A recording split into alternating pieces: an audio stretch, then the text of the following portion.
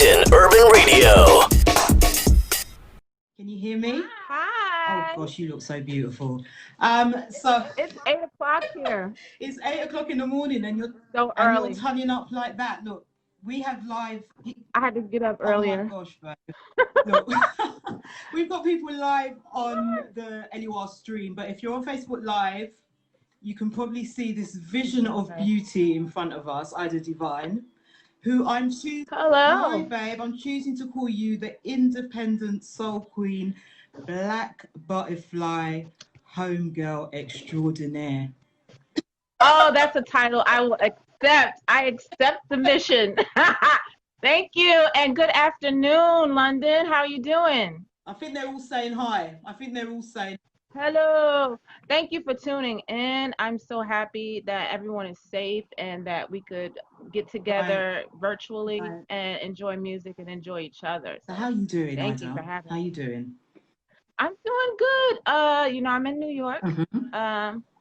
And things here are pretty much, I guess, the same as everywhere else. Right. Just staying safe. Wearing my mask when I go and get food from the store, and just staying safe. Okay. Vigilant.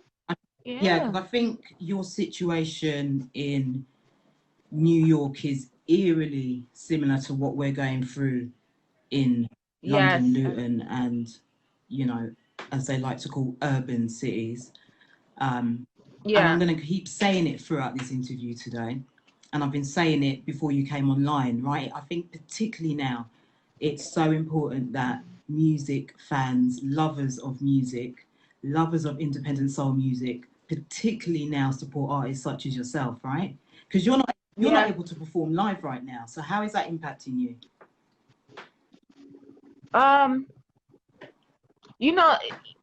Performing live is for most artists is a stress release, and these are stressful times. So that definitely contributes to the tension that's going on.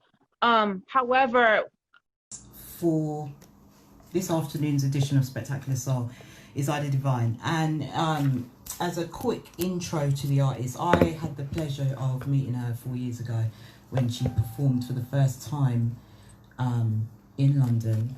And what struck me about Ida is how accommodating she is, how humble she is, despite all the talent, despite the beauty, because she's an extremely beautiful woman. And when I say she's a beautiful woman, I'm not just talking about looks. I mean, she's a beautiful woman inside and out. There's no ego, there's no diva, something going on. She's just down to earth, incredibly humble, as well as being incredibly passionate and true to the genre of music that she chooses to represent, which is soul music or independent soul music, because she is an independent artist. And anyone that listens to Spectacular Soul will know that I'm passionate about British artists, and I'm also passionate about independent soul artists, because their livelihood depends on us supporting their music, playing their music, and not illegally downloading their music. We've got to support the artists, and especially in a time of lockdown where these artists are not getting paid to perform live, it's imperative that we're all music lovers, which is why we're tuned into Spectacular Soul now. So it's imperative that we continue to support these artists, not just by going onto dodgy sites and downloading their stuff illegally, but it's imperative, in order for their craft to continue and grow, that we play and buy their music. I'm going to give you one more track from Ida Divine this afternoon, and I'm hoping we can get her back on the line. Yeah?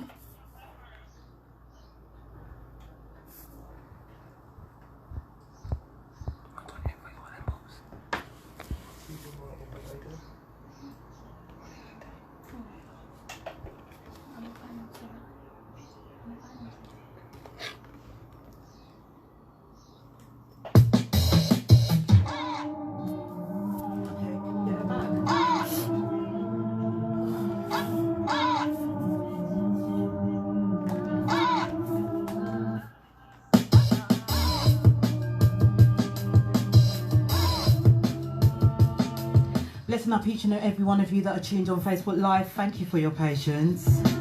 Thank thank you for your love.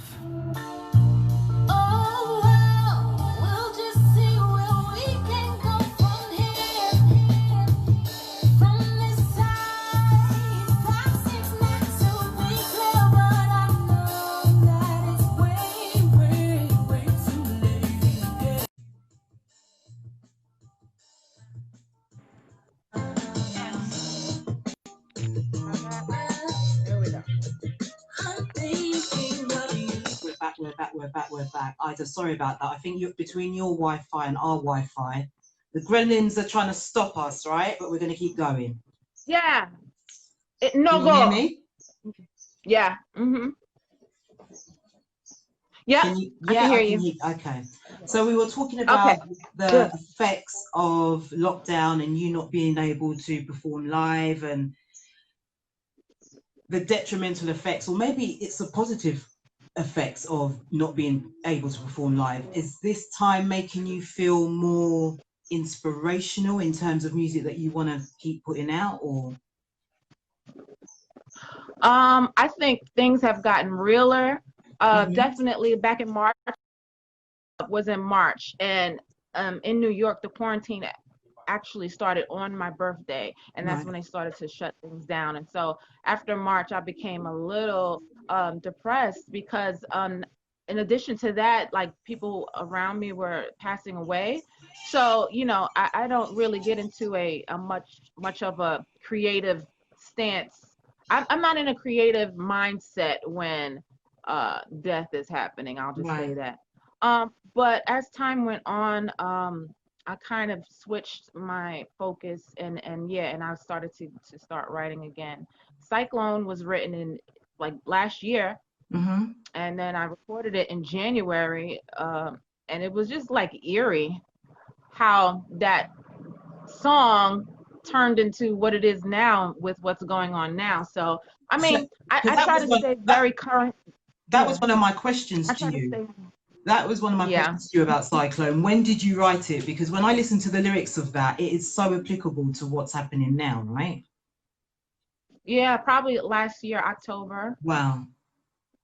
Yeah. Wow. That's spooky. And I really, I wanted to release it when people were able to party again, because I felt like it was like one of a part, like not a party track, but just one of those, you know, you just kind of riding, you know.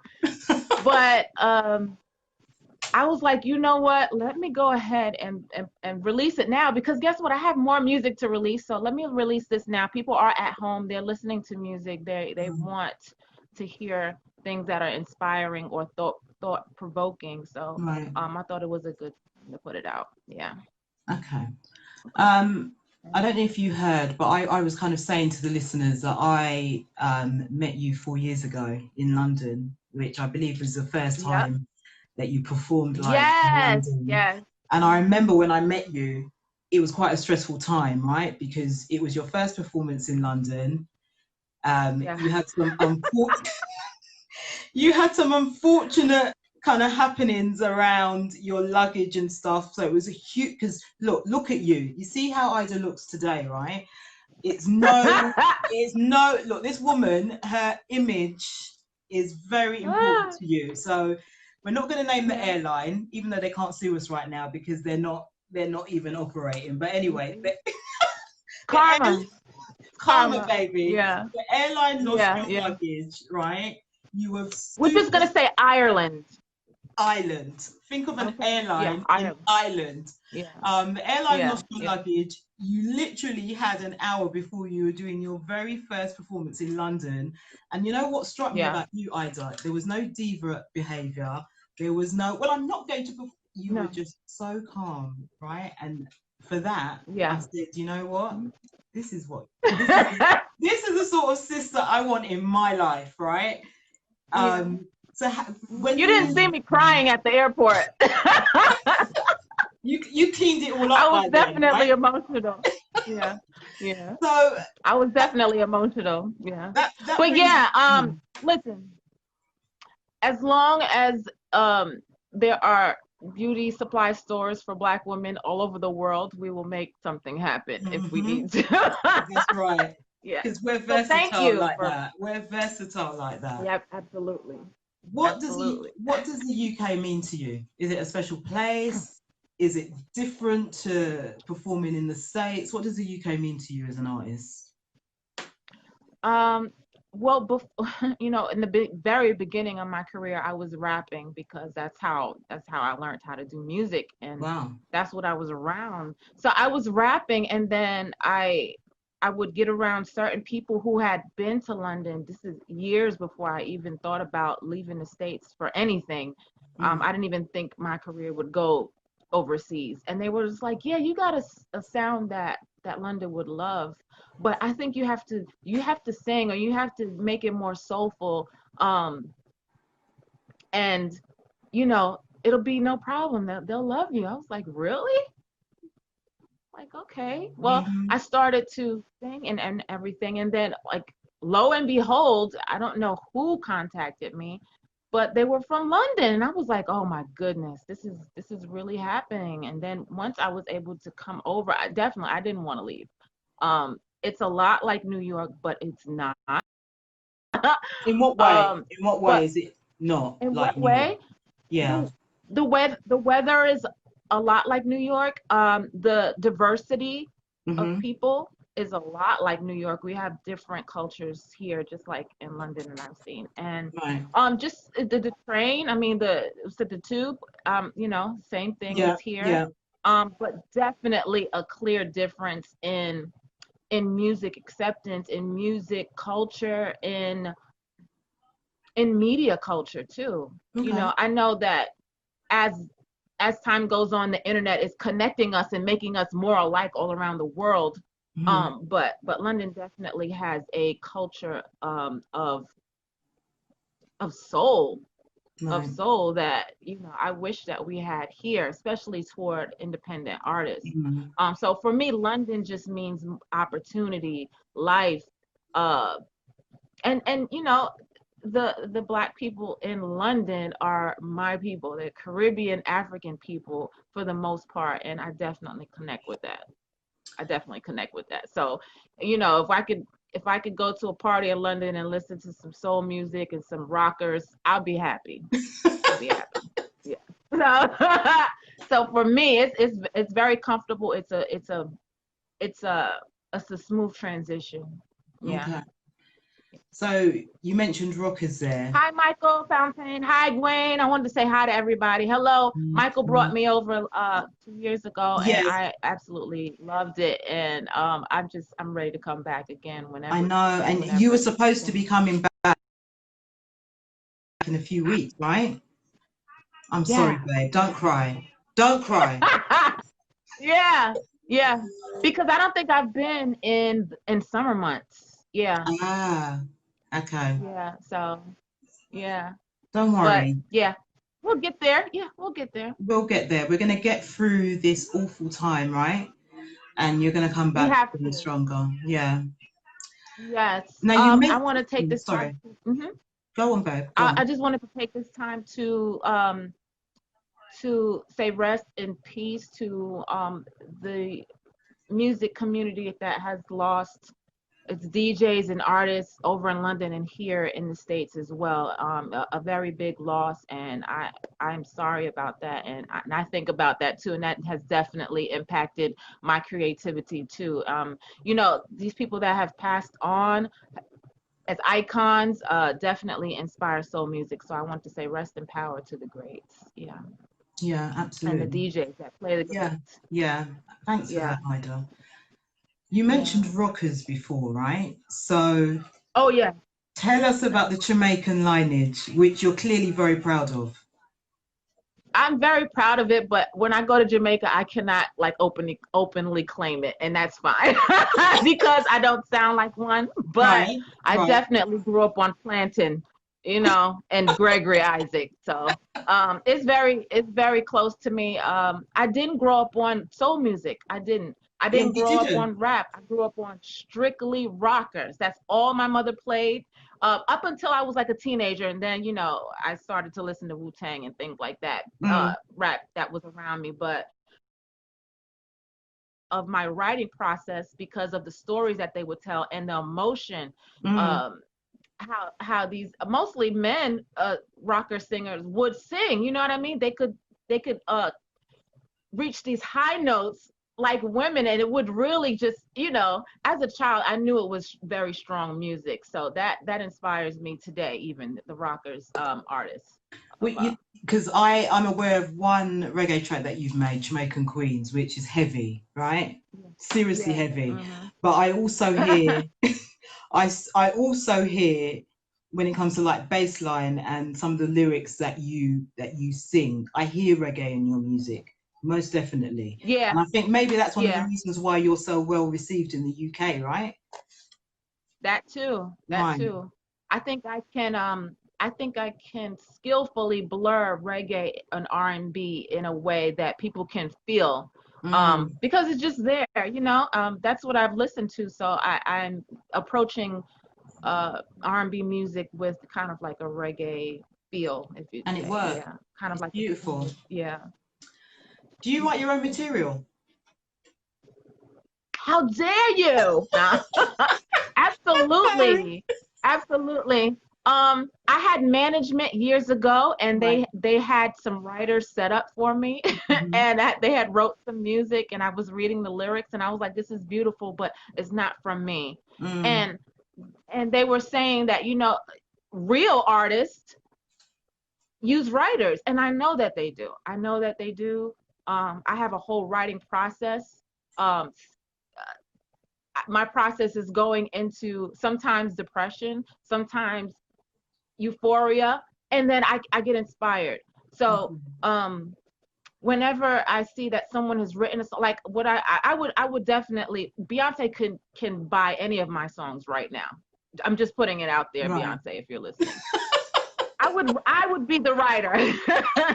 Like I would be the writer. I would be the Carrie Hilson. I would be the one who creates it. You know what I mean? It's just in me to create. Not that I wouldn't accept any other writing for me, but I just feel really comfortable, and I feel like I'm using my gift correctly when I'm writing music. And absolutely, so yes, I do. And wow, what a gift it is, right?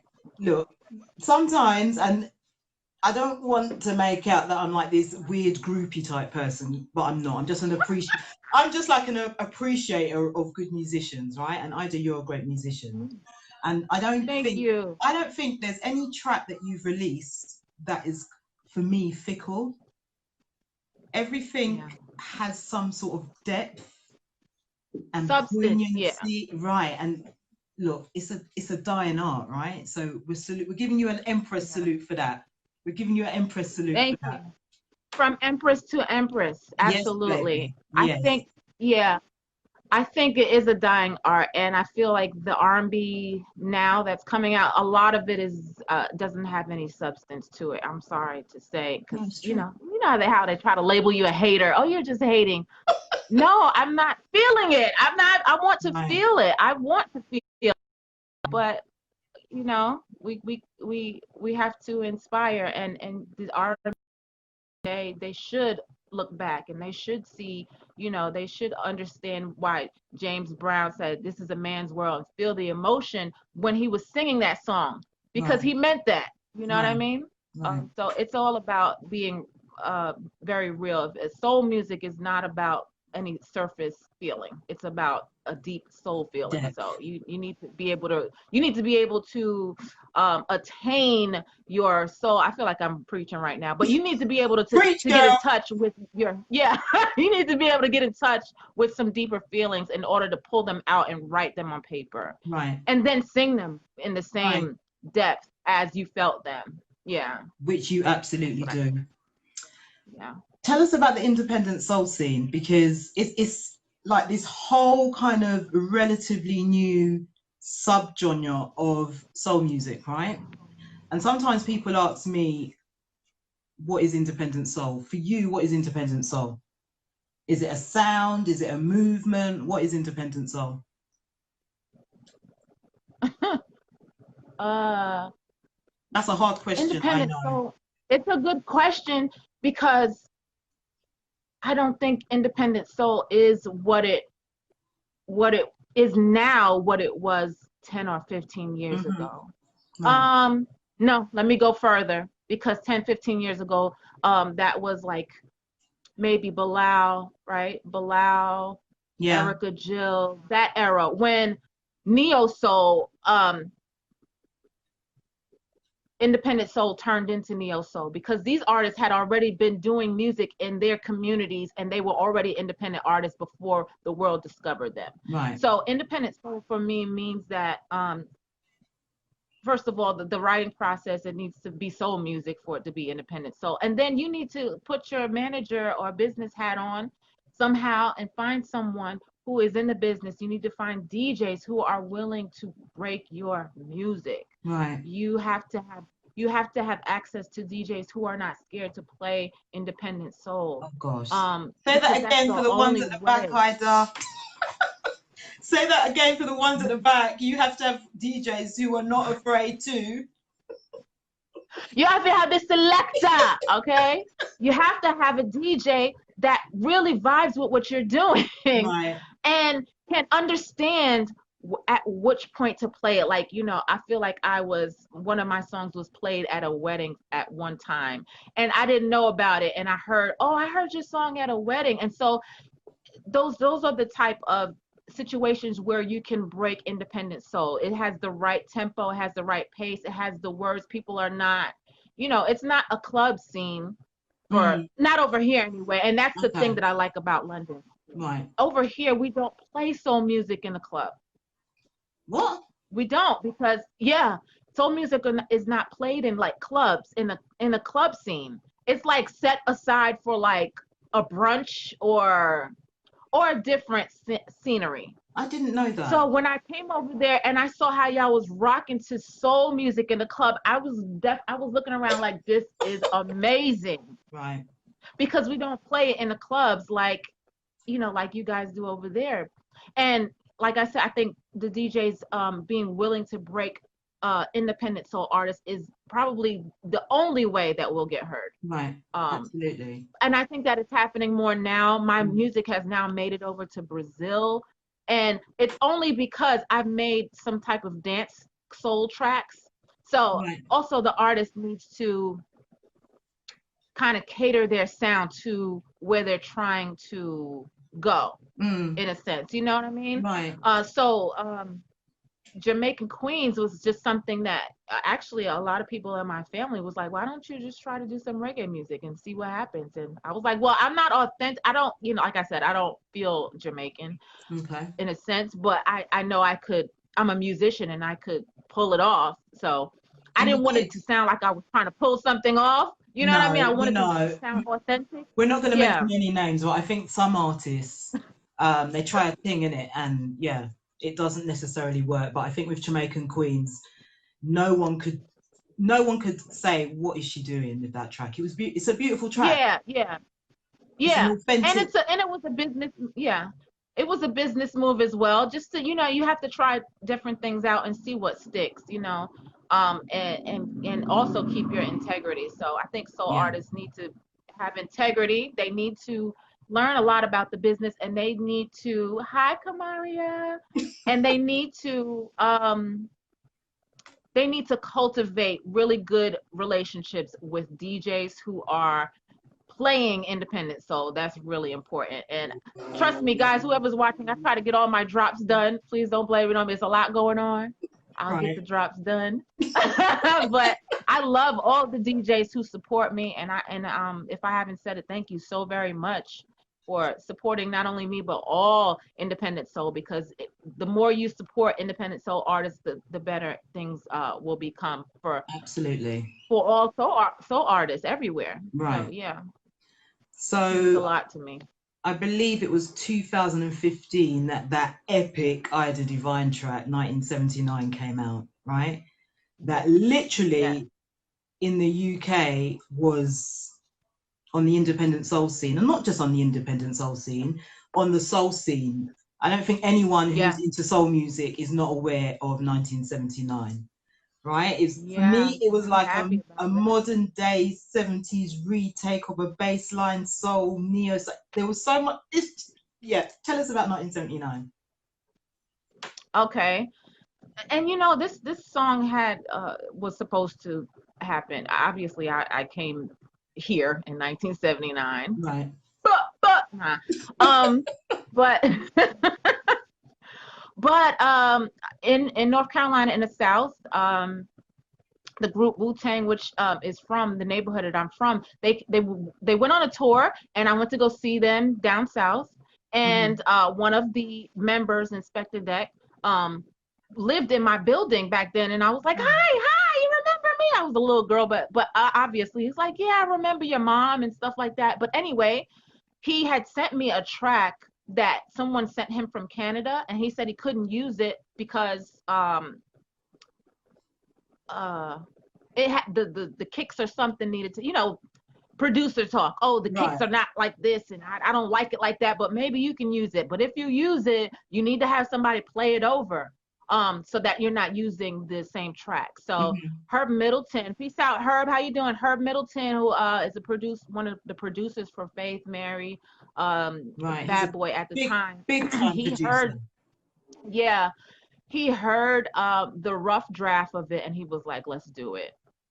He was like, this is it right here. And he redid the track even better, because it was a rap track then, so it didn't have all the pianos and all the violins and all that, and he added it in there, and it literally sounded like heaven. And it set the, a good track will make a soul singer go there. So when I heard the track, I went there, and it was definitely what it is right now. It was great then, and it's great now. It's like a classic, and I never thought I could create a song that you could listen to at any point and any time, and it'll make you feel that way. So because thank you, London, for making 1979 absolutely well deserved, right? I mean, the hour prior to you coming on live with us this afternoon, I've been predominantly playing your music, and every so often the phone was saying, aren't you going to play 1979? Aren't you going to play 1979? Aren't you going to play 1979? So it's a beautiful thing, but there is more to Eyes of the Divine than 1979. And I keep saying to people, get onto iTunes, Spotify, whatever your musical platform choices are, and familiarize yourself with this lady, because every track tells a story, right? Yeah. People like what they like, and that's fine. I used to like this one song by Lauryn Hill, and I would just listen to that thing, right? Yeah. And then I heard like her other songs. It's crazy how I only heard that song. Then I heard other songs, and then the artist started to bloom to me. She started to become a well-rounded artist, because I had only heard one song, so I only weren't heard one side of her. So yeah, I do encourage people who love soul music or music period to listen to other songs from artists, so that you can really get a whole picture of who they are and what they are as an artist. Right. Is there anyone you'd like to work with? Doesn't have to be a solo when he was artist. still doing Doesn't have to be a solo artist. No, I would love to work with Anita Baker. Oof. I would love to work with Andre 3000. Maybe her. I like to work with her as well. I'm coming on to her, but carry on. Yeah. I'm coming on to her, girl. Yeah.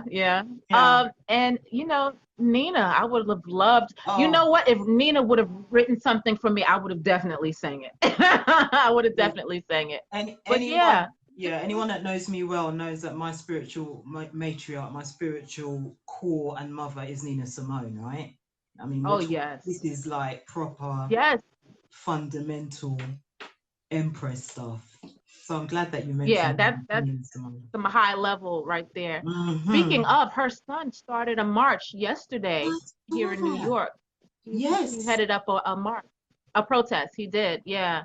And I know that is his grandmother working through him, and I see that, and I receive that too. Right. Hey, DJ Silk Stewart, thank you. Yeah. But you're so you're multitasking here, right? You're talking. I love that. The interview was so enjoying. Thank you so much. It's early in the morning. I had to get my brain together. which brings me on nicely. We're gonna address it again. How important is fashion, hair, lashes, image to you? Not that I need to ask that, because I mean, look at you. It's 8 o'clock Yeah. in the morning, and you're on some queendom business. Well, I haven't. Well, I'm on. First of all, I'm on here with my sister, so Mhm, I just I want to represent for you for Luton Urban Radio. thank Secondly, I you. haven't done an interview in so long, and I like to, I think it helps. I think visuals always help. Yeah. Definitely, it's about deeper and who you are on a deeper level. Hmm. I think that most people like to look at things that are nice Right. first, and then they listen. Yeah. It's kind of like psychology. It's kind of like, oh, that looks nice. And then you have their attention. You know how, Right. I'm sorry, Yeah. men, but you know how men are. Right. They Yeah. will see you and it will be nice, but it that will only go so far. You Hmm. really have to have some substance to you. It's like anything. You can't see like a beautiful kitten, right? A beautiful gray cat with green eyes, and you're like, oh, this is such a beautiful little kitty, and then you scratch your eyes out. Your attitude is gonna change. Your attitude is gonna change. It's like, oh, I thought he was so pretty, but if you know what I'm saying, if you I have hear something you. deeper within, Right. that visual will expand. So Hmm. I guess that's my take on hair and lashes. Because you've got a little sideline. See what I did there in the fashion Yeah. world, right? In the Yeah, just a fashion little world. sideline. Yeah. So tell us, Yeah. tell us I think about I that. think so I when I was in high school, I used to go to like these thrift stores and collect old clothes from like the 70s and 60s, and I just would look at them because I just thought they were so pretty. But Mm. as as time went on, I began to see that people liked thrifty clothes and older clothes and just quirky clothes. This is something that I found as well at a thrift store. So I thought that, Beautiful. merging music and fashion is kind of like, it's a thing. If you would see Right. like the Temptations and these old groups and the Supremes and how they would just give you that visual and also pairing it with beautiful music. I think it's a good combination. Yeah. Mm. And And it so I'm works. still trying to figure out how to merge that. Mm. But I have a boutique where I sell vintage clothes and accessories and things like that, and it's been doing well. Well, good So for yeah, you. and it's another artistic outlet for me as well, Right. and another way to make money in these In times. Yeah, these awful times. So yeah, we yeah. we mentioned we briefly mentioned her a couple of minutes ago, and if anyone's tuned in and you're not familiar, her is very well respected. She's probably one of the biggest female R&B singers out there. Young, beautiful girl. She's an all-round musician, Hmm. plays instruments, writes Yeah. tracks, a bit like Ida. And the reason why I'm mentioning her is because she's obviously listening to you. You're obviously on the radar, whatever that radar is, wherever that radar may be, right? Um, Hmm. you Yeah. have a beautiful track on your EP that you released last year, Divine Timing. Timing. Yeah. I think it's probably my favorite track from that EP, Infinity. Can you tell us a little bit, tie the whole, because I've gone off piece here, so tie the whole radar her thing to Affinity, but behave yourself, Ida, because I know that you're a passionate woman, yeah? Yeah. First of all respect to her. Mm-hmm. Um, and I was put on um her actually at a I got booked with Sunshine Anderson to sing background for her, and Sunshine was like, Ida, you gotta hear this girl. And she put on something, and I was like, oh my God. I was like, how old is she? Where is she from? And you know what I mean? I immediately I was like, oh, this is it right here. This is it Mm. right here. I can hear everything. And so Infinity was a song that I wrote, kind of like, you know, it was just about how, sometimes I'll say this, sometimes I'll write music and I don't even know what I'm trying to say. I just know that it's downloaded into me and I write it on paper. And then when I put it over music, it just makes sense to me. So I won't even say that I know what the song was supposed to be about. I just know that when it was complete, that's what it was. And when a song is complete, I know that this is it. This is what I'm putting out, you know. I don't really make a lot of edits in my music. I just kind of like go and say, okay, this sounds right to me. Let me go ahead and record it. So when I recorded Infinity, the engineer was like, this is awesome. This is good. This is a different sound for you. It kind of has like an R&B trappy beat. It's something that I was trying out, like I said before, you know, just trying things out, seeing what works. So then I want to say in January, so yeah, I put the song out last year, not last year, 2019, the beginning of 2019, I want to say. Long story short, her and Jen Aiko, another artist who I like, I like the tone of her voice. They used the Infinity track. And what makes this so interesting is that I had to search for the track. It was hard to find the track, and it was from a producer who is not known very well. And being that the song was out at least a year before they put it out, I forget what the name of their song is. It was eerily, in the best way, it was eerily similar. And I just want to thank them for being inspired by me. Oh, you're so gracious. Because you could have ended that in a completely different way, but that's a gracious response.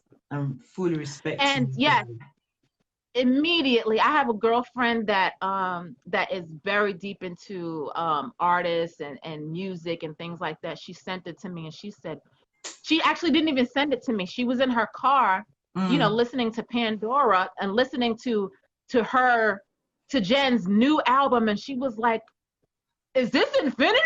I said, "What?" She said, "Look at this video." She sent me the video, and it was Infinity. It was the same exact track, the cadence and everything. And, you know, at first I was shocked. Then secondly, I went through a whole bunch of emotions, and I was like, oh, this is awesome. This is good. Someone is listening to me.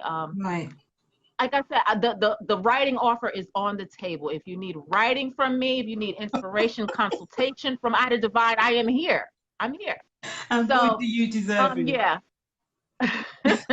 So at this point, I don't feel like how I felt before, when we would have had a very candid conversation about how Infinity turned out to the universe. But in all, it's a good thing, because I'm sure people are enjoying their song, and I know people enjoy my song. So well, it's all good. I'm not biased. I'll keep creating, and I have more content for inspiration for others. Right. I'm not biased, but I prefer the original.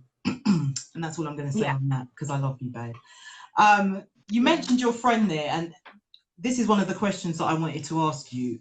Do your friends support what you do? Do they inspire you? Are they important in your life? Do you have sisters around you that help mold you? Yeah. I have some really good friends, some childhood friends that I was really, really shy as a child. So a lot of my friends now don't even, yes. So a lot of my friends are like, where did this come from? I didn't sing. I was just really, really quiet and shy child. Like most, you know, Prince says it all the time. I can't believe Prince was shy, but I can understand. I was very shy, and all of those feelings that I had, they didn't really cultivate yet until I got into be a grown woman, and I can write them down on paper. But my friends now, they do come out and support me. They're like, what you doing now? Okay, well, we'll try to make it out. And, you know, they'll share what I'm doing. And some of them are, you know, in the business, and they know how to, you know, they have different ideas for me and things like that. So I appreciate all my family and friends who do support, because independent soul artistry is, I guess it looks easy to them. It's not. You have to really be in tune with yourself and others. Like I said, these relationships in the music business can turn any kind of way. So you definitely need to be on point, and having good friends and family around you to to kind of guide you or keep you grounded is really important. I mean, not that my head is that good yet. I don't think it will be. At 40 years old, I'm just like, whatever. So, but yeah, I can discern good and bad people. And so I just try to keep those good people around me who are doing great things in their own career as well. And I could be inspired by what they're doing too. And hopefully I inspire my friends. Yeah. You're going to keep going, Ida. You're going to keep going. Oh, yeah. Forever. Do you forever. Do you ever imagine a time where you're not doing this, where you're not making music, you're not performing, you're not writing? Yeah, I get like that sometime, and I'm like, this is not worth it. Nobody's listening, and sadly I felt like that around the Infinity situation, because I was like, if I'm just doing this and someone is going to take it and I'm not going to be noticed for it and things like that, then why am I doing it? And then Craig, I don't know if Craig's watching. Craig was like, you know what? You don't need to be doing this for people. You need to do it for yourself. Yeah, absolutely. Do you feel good? When you write music and sing it and put it out there, do you feel good? Right. Yes, I do feel good. Well, you continue to do it for yourself. Right. And whatever happens around it is what it is. But you have a gift, and if you do not use it, I feel this for everybody. If you don't use the gift that God gave you, you don't appreciate it. You know what I mean? I'm not saying that I need to go and be hustling and be singing on subways and letting people hear me. I don't even want to do that. I just want to be inspired to make the music that I like and put it out there for whoever it helps. So if Infinity helped them to get a hit, that was the purpose of it. And that's some real queendom thinking, because it took me a few months to get there, because I did feel a certain way about it. But in the universe, when you put something out there, it's going to connect if it's supposed to. And it did. So that's where I'm at with it now. So I'll have to continue to do this because it's a mission. and I'm called to do it. Well, and the road opened for me. I've never told you this, right? Because even though I consider you a sister of mine, we don't talk constantly. There will be months, maybe a year that'll go by that we don't talk. But you see what you just said there about sometimes you feel that you're not being recognized or heard and you feel like giving up. On a very lower level, I can most definitely identify with that. And I take that inspiration from you, love, because there are people that are tuned in and that will watch this video later and listen to the broadcast because we'll play it again. I think a lot of us will be inspired by what you just said. And if it's one thing that I try to do on Spectacular Soul is highlight talent, and you've undoubtedly got queendom talent. Yeah. And I thank you so much for taking time out of your morning. I can't even say day. I've got someone doing this to me. I don't know what that means. He's saying he's saying to me, keep talking, but you know, we thank you for taking time out of your day, your morning, right? Because it's not even 9 o'clock in the morning there. You've got up, you've prepared. We haven't prepared for this interview. We've just spoken, because sometimes you can do that with artists. A lot of the time you can't, right? And I knew that it was just going to be like a natural exchange of niceness. So I thank you so much, Ida. I'm wishing you all the best, for your career. Please don't stop. I won't. That's my one wish to you, Please do not stop, right? You're so talented. You're extremely humble, and keep doing what you do best, love. Yes, thank you. I want to thank you guys, Luton Urban Radio, for having me so early in the morning. I would only get up this hour for you anyway. I mean, and maybe some money, but it is what it is. But thank you so much. It will come. I wanted to say that I'm gonna be surprisingly releasing Cyclone this week. So thank you so much for playing it for your listeners. It has a very soul-stirring feeling for right now, and I hope everyone enjoys the new song. It'll be out this week, and I'm going to flood everybody's timelines when it does, so you'll know the day it comes out. We're definitely going to end the show with Cyclone. I'm wishing you all the best with this single and all the back catalogue stuff as well, because it's all worthy. I'm putting you on the spot now. I want you to sing us out with 1979. Just a few bars. Go on, girl. Okay. In 1979, a little girl came to visit the earth. She was the apple of their eye, mommy and daddy's very first.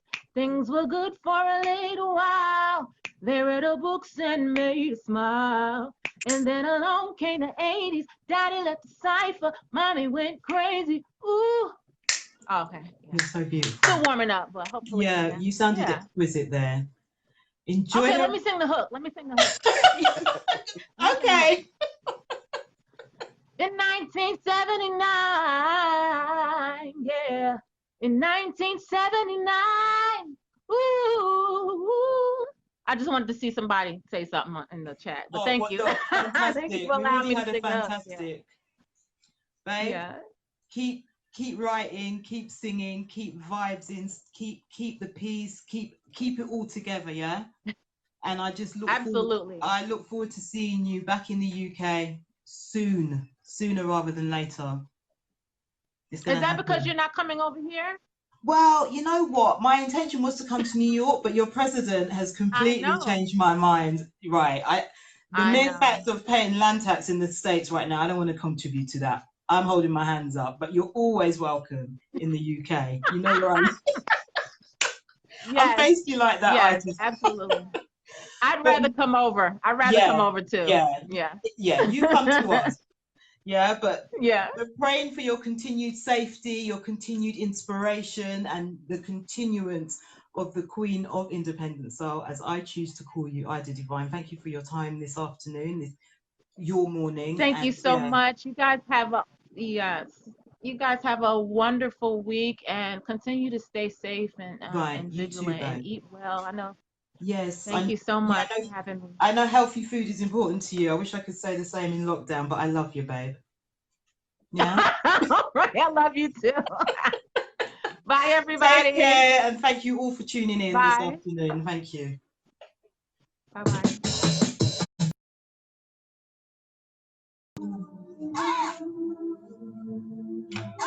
Time flies when you're having fun. Well, we have got 45 seconds left of Spectacular Soul. Thank you all for tuning in this afternoon. Thank you to the beautiful and I'm spellbound by this woman. I love her because she's just so authentic and talented. But thank you all for tuning in for Spectacular Soul. Remain stay tuned into Luton Urban Radio for the rest of the afternoon. And keep safe, everyone. We love you all, and don't watch too much Facebook and the news. It will send you mad. See you later.